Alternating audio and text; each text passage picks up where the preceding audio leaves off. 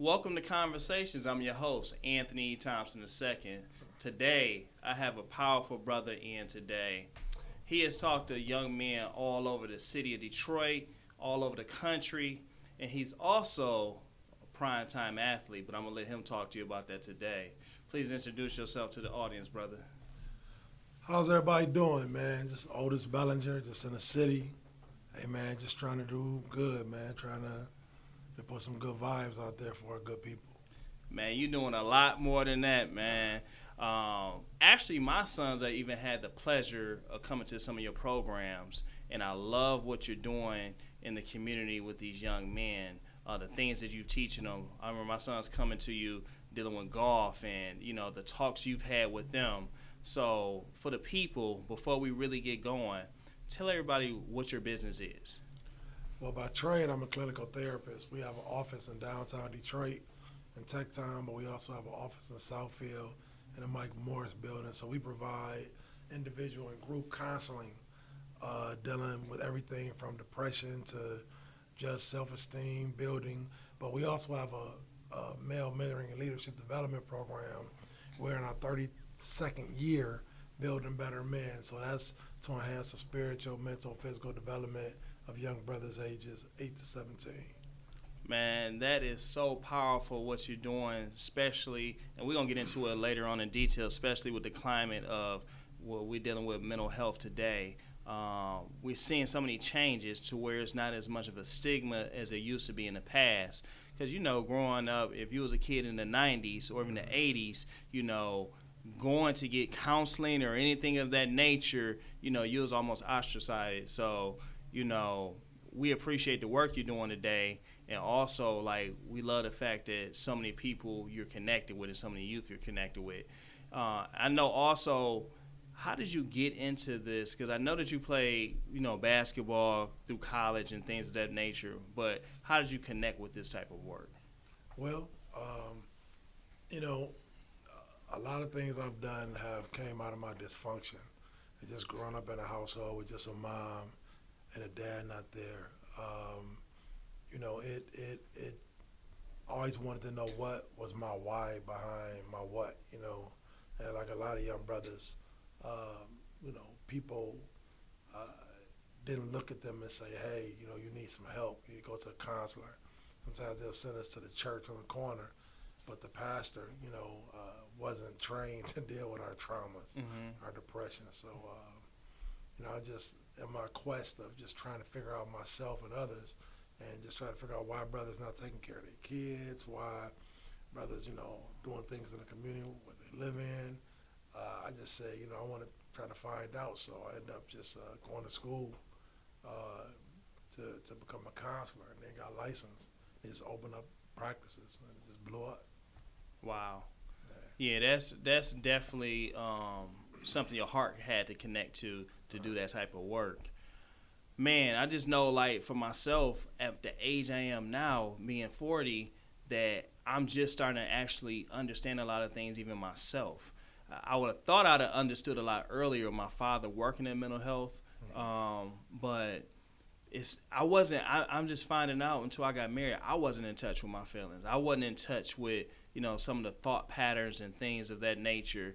And then having kids now, it just had me do a lot of introspection, started looking at them like, oh, okay, these things I need to correct, or this make me feel a certain type of way. I don't know what that was, but it's something about getting married and having kids started having me to change. I didn't even know how selfish I could be at times and things of that nature. So, being a father really, really has had it for me to start looking like, okay, we got to break these, break this out the lineage. I saw my dad do it, my granddad do it now. I can't operate like this. So was that some of the things with you too, going into counseling? Did you already know some of these things about yourself? Or was it more like, you learned it book-wise and then you just started diagnosing or started walking through it? Well, no, I was probably my first client. You know what I'm saying? The best thing I've ever done was not become a therapist, but to go to one. So, people can, walk you through some things, man, and, we don't know it all. Yeah. So, people walk you through some things where it be, mental, physical, developmental, and then, it transcends to your business, transcends to business coaching and different things, your energy level, how you deal with people. So I know that there's a value in it, right? Because I believe we're one situation and one step away from something great. And it is good to have somebody who actually is trained in thought processes, mindset development, because then they can listen to you and then utilize what it is they know from things they've learned, but also what they've experienced to be able to help you at least maybe look at things a different way. In counseling, so were you trained and did you learn how to, dealing with the mind or the personalities, or like what was the actual training? Like what is it that you targeted to be able to, analyze people and give this type of help? Well, when you're in school, they ask you to pick a style, right? So mine was what's called reality therapy, which is through a theorist, William J. Glasser. And actually what that is being able to have a person look at what it is that is happening and connect it to reality. Like if you have a young man that is upset because his father is not in his life, he's mad, he's upset, a lot of them are, and they get angry and they get in trouble and they begin to take it out on their mom or what have you. Well, the reality of it is that you may have to live your life like if you never meet them.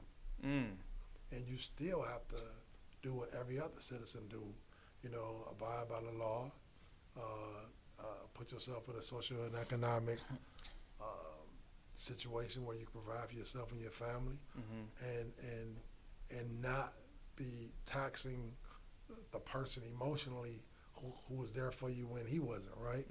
So, a lot of folks take steps, and, hey, well, it's a development on your dad, I hear, on and on and on. Reality therapy basically puts 8 sessions into 4, right? So, and just let you know, man, I mean, it's just, if William J. Glasser was, here in the city, man, on 7 Mile and Van Dyke or Finkel, Wyoming, he'll basically just say keeping it real. But giving you some strategies, some coping mechanisms to say, hey, although this has happened to you, you still got a fulfilling life.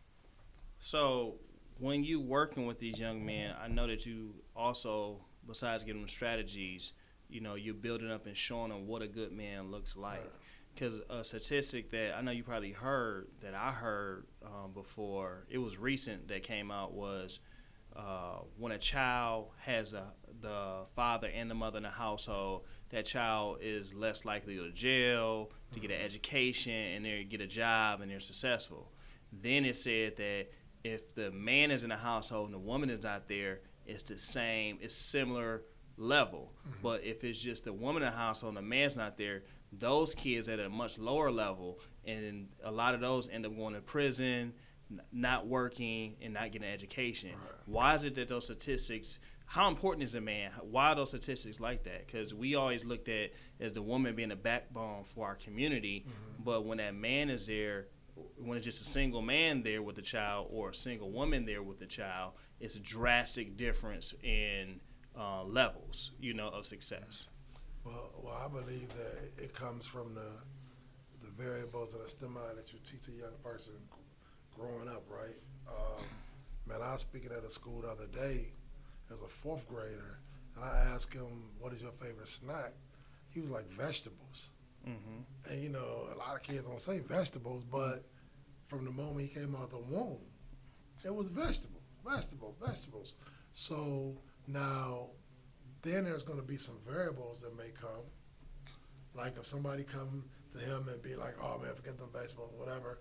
I mean, it's already been instituted in his mind by the inception, the parent that he loves, that, hey, this is what it is. So there's a reason why some people are able to get,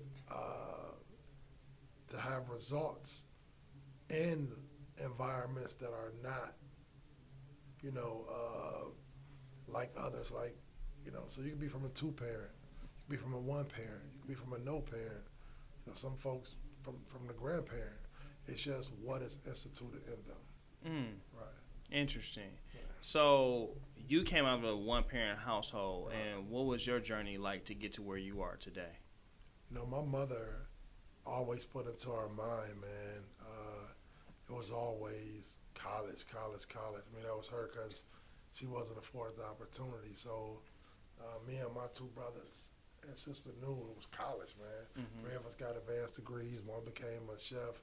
But, I mean, that's just she was giving us what she didn't have, right?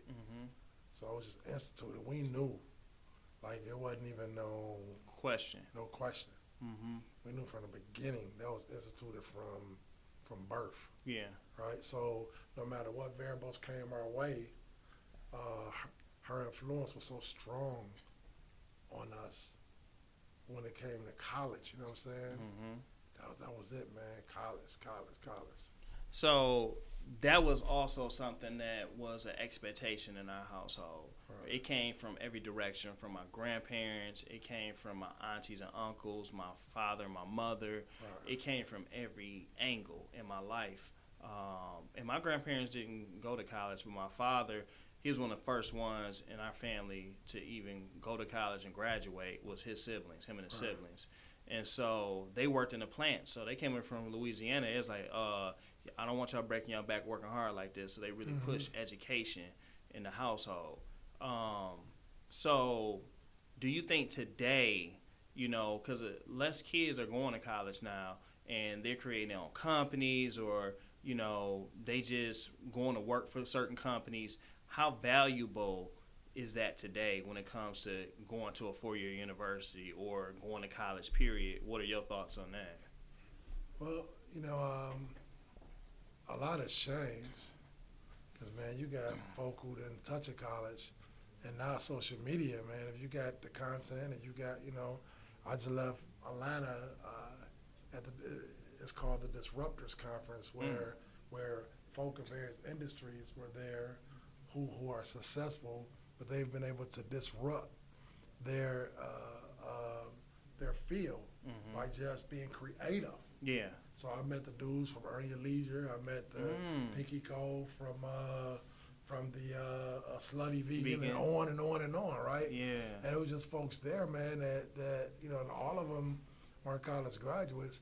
It's just that their creativity took them to a level, the internet changed the game. It did. Internet definitely changed the game, and it helped level the playing field to a certain extent. So, like, how they going to a conference like that, disruptive conference, that just sounds amazing. I wish I could have been there. How did that change your business, and how you going to do things now? Man, or brother. Give us some game. How did that change your business? Well, one is that even my social media, man, I learned how to separate, some things that I'm doing, and then you got to look at your return on investments. Like my nonprofit, there's not no salary or nothing there. I know I'm blessed in certain ways, but just because people will look and they'll say, oh man, folks tell me over the years, I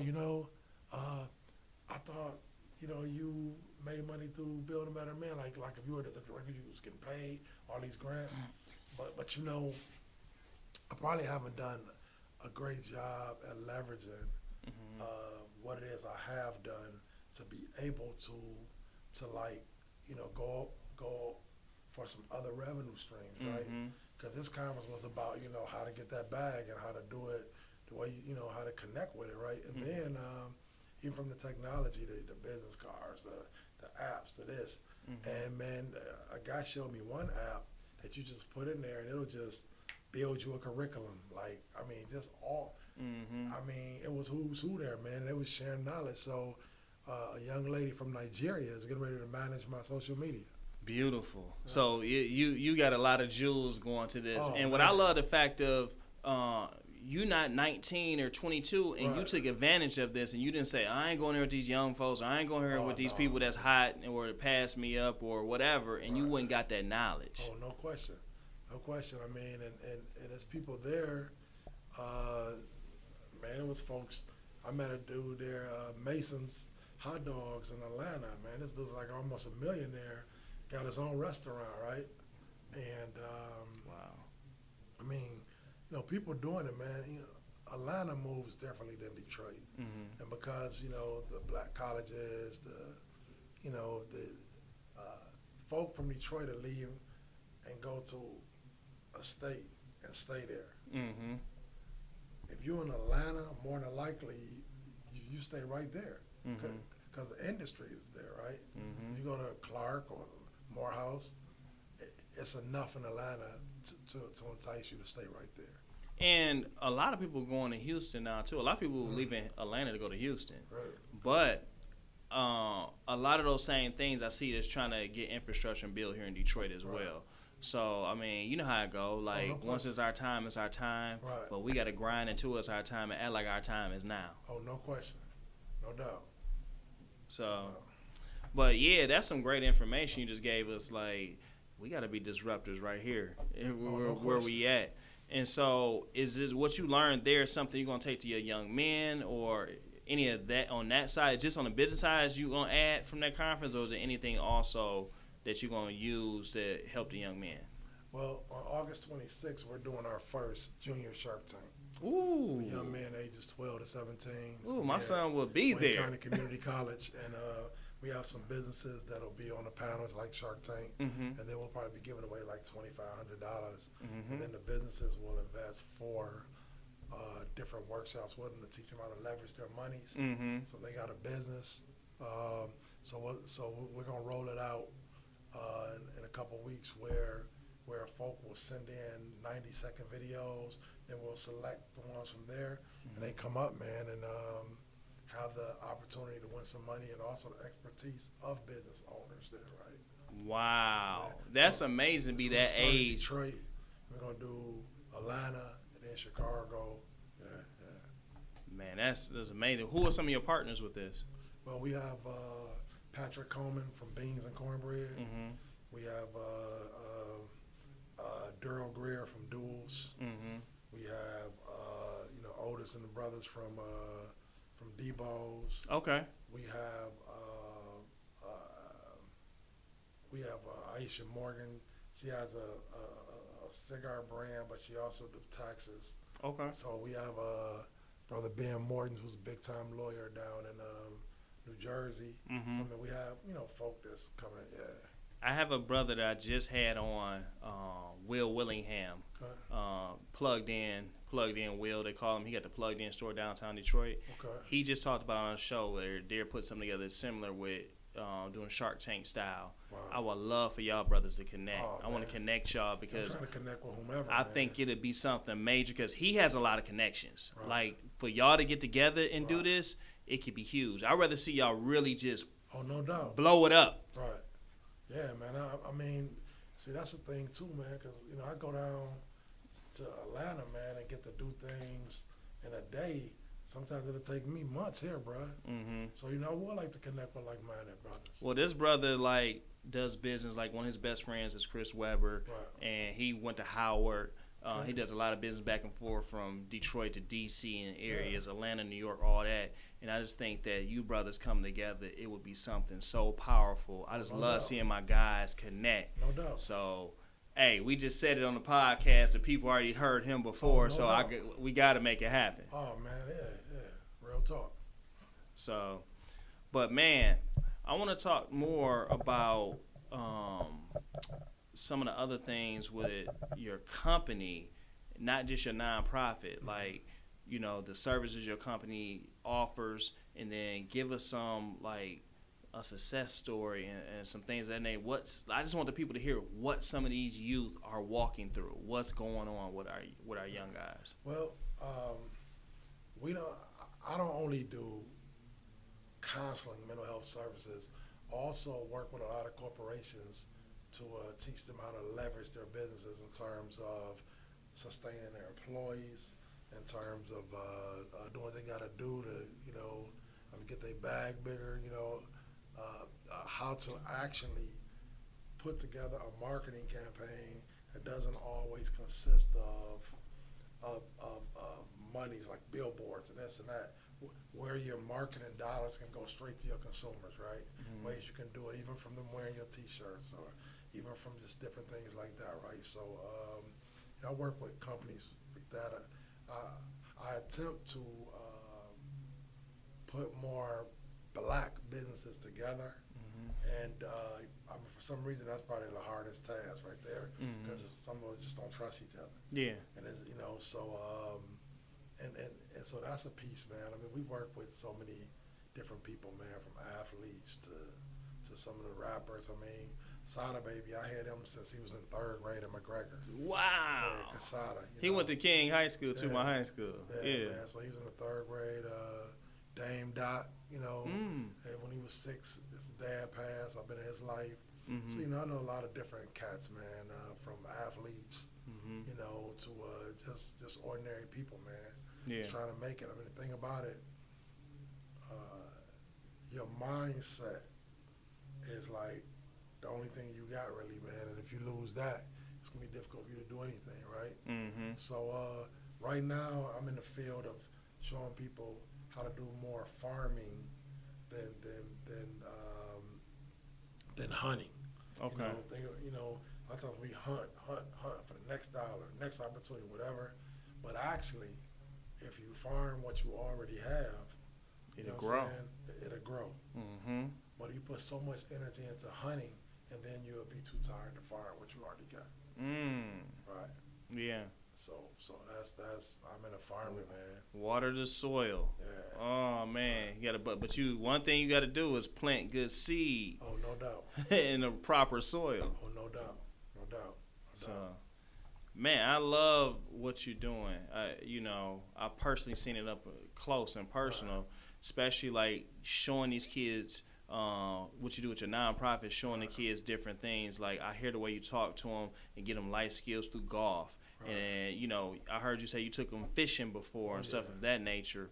You want to talk about that just a little bit? Yeah, we got our Golf Institute starting on June 21st at Rouge Course. So, folk will have to contact us at our website, buildingbetterman.org. One word, buildingbetterman.org, or like 248-396-8619. That's 248-396-8619. And then they can sign up for golf. And, we got our drone program. Whoa, I didn't know you had that. Yeah, so different things we're doing. And then I co-sponsored, it's a brother from West Bloomfield that's going to University of Michigan. And as a receiver. And we just co-sponsor his name is Samaj Walker. Okay. We just co-sponsor his football camp. And, now they got that NIL, all this kind of stuff out. Yeah. So, I'm starting to venture off into some of that. Yeah. And you're a great person to do that, especially with so many of our guys that play in professional sports, college sports, and the service that you offer, they don't stop when you're a teenager. Right. It goes into becoming a father. It goes into becoming a husband. It goes into just becoming a good citizen. So, I think that counseling is a great thing. I personally had it myself, and I see the change and the wonders that it does. Oh, no so, question. And then I heard you talk about you do counseling yourself too. Oh, no question. I have to. Yeah, because you gotta have a balance, brother. Absolutely, absolutely, man. So my dad worked in mental health, and he went from mental health to youth development. So he used to run Southgate Mental Health Hospital, then he did Wayne Center, then he did the District of Columbia. He did some mental health hospitals in Ohio. So I thought I knew a lot about mental health, because I've been around it growing up. And then he also went into youth development, working with, the youth at Youthville, helping that project. So when I personally went into counseling, I went in there incorrectly. I went in yeah, I know that strategy. I already know that. Or I thought I knew. And then once, it took me probably a month to start breaking down the walls and breaking that down to actually listen and start implementing some of those strategies into my life. So, generally, is it more difficult with adults or kids to get them to start really understanding or listening to the strategy and the things you're trying to help them input or implement into their life? It's always more difficult with adults, man. Because, because more than likely adult have vices attached. Where kids might not have so many vices, but now they're getting off into different things, vaping and all that. But yeah, that's a big thing right now. A lot of adults become codependent on other things, right? A kid might be codependent on video games. Adult might be codependent on marijuana or alcohol. So it's just a different dynamic. So you have a teenager. So, it's totally different from when you grew up. Do you feel it's for what you do, does your child get to did you start counseling them at a young age and then they not going through the stuff that, some of us that's not professionals like you go through? So how has the experience been for your children, coming through the school systems and dealing with the real life situations, and then do they take heed to the father's wisdom, and do you treat it like a counseling session or do you back off more? No, man, I just talk to my daughter.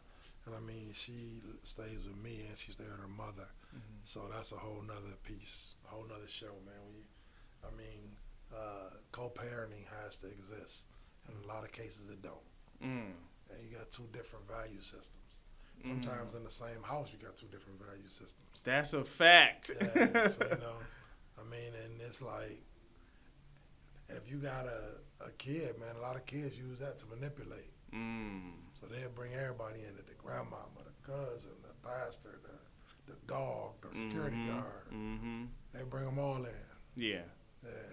Hey, my oldest son has tried it. He's been shut down, but he tried it too. Oh, no question. That's what they do. That's what they do. Yeah. But, man, I just want to thank you today for stopping by AT Network and coming and doing Conversations podcast with us today. Man, you gave us a wealth of information. I know I'm going to use it. I'm going to actually look that conference up, too, and have more conversations with you because that's a big piece you dropped on us today. Oh, no so doubt. I just thank you today. Before you leave, give us all your social media, all your information for people to follow you or to get more information about what you do. Okay. Well, I'm in the process of rebranding a lot of things, especially after this conference. But right now, Building Better Men is on Instagram. It's on Twitter. And then you can reach me, Otis Bellinger, on Facebook and on LinkedIn. But just, I'm about to do this whole facelift. Right, so just stay tuned. And the buildingbettermen.org is our website. So, also, before you go, I want to know, what do you think about, because a lot of men now are talking about getting, when men go get massages now, and is that a part of the process also dealing with mental health and men becoming better men? Actually, man, I just started getting massages about 2 months ago, man. I just got into that, that's, I'm getting older, so that's good for my body, right? Okay. Right. So yeah, man, that's you need that, brother. Hey, I'm just starting to get into it too. I've had 2 in my life so far. I plan on getting many more. Oh, but yeah. man, again, we thank you. Thank you for tuning in to Conversations, and everybody have a blessed day. Okay. Thank you, brother. Appreciate you having me here.